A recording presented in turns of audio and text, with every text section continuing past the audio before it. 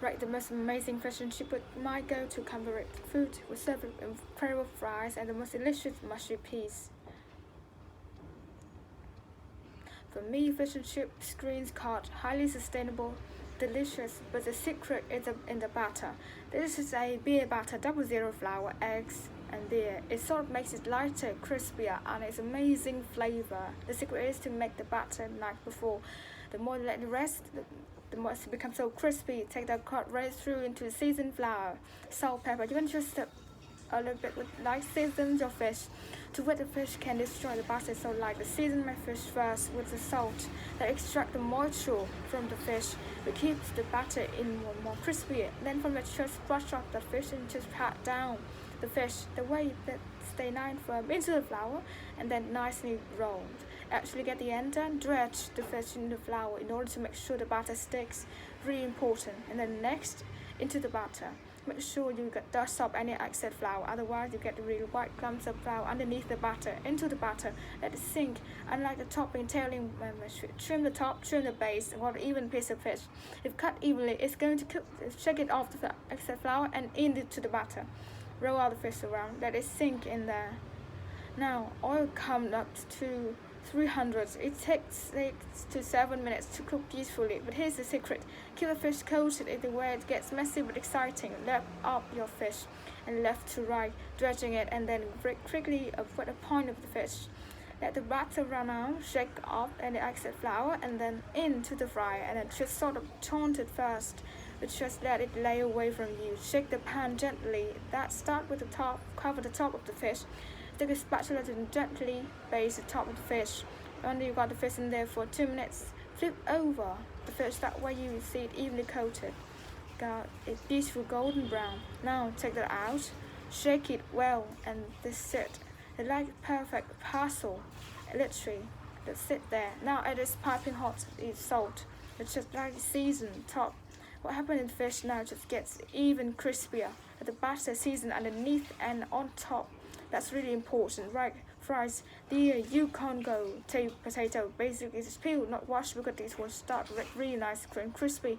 I start them up at a very low temperature in the way they are blanched them. And literally in the oil first for 2 minutes at 330. In blanching basically mean cooking with no color, and the secret here now is the blanch is 2 minutes, it's 330. Take them out. And next in red, crank up the heat. Go from 320 to 385. Great. Now temperature is risen. Fire back in. Second time cooking. This time it's gonna really nice crispy. The great indicator. Cooking in fries that when you start from floating confirmation cook, whether it is fish, chicken or fries. Cooking fried twice. Blanch it first, then put them back in hot oil at the end, because the fish will sit in the oil, and then lean on frozen fries. It's really good to cook them twice. Super healthy. Fries are done. Shake. You can hear how crispy they are. Add oil to the tray. Drain them really well. Lightly rub off the excess fat that will sit there, and placing them into the bowl. Press partially on top and touch a powerful paprika, and then touch of salt and pepper, and then from there just roll them around. And here how crispy they are. Beautiful. Fish and chip will not be complete unless you've got peas. I use frozen peas all the time, but don't be scared. A splash of oil, just a splash. Peas go in. Beautiful. Just the salt, touch of pepper, a little hint of shallots, mince in, and garlic, and a great way of elevating mushing pea from there, another butter. And then toss those peas. When that butter is evaporated, you turn off the gas, and then just crush.